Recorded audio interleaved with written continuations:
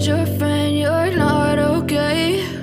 And tell me what's wrong and why you never said you felt that way.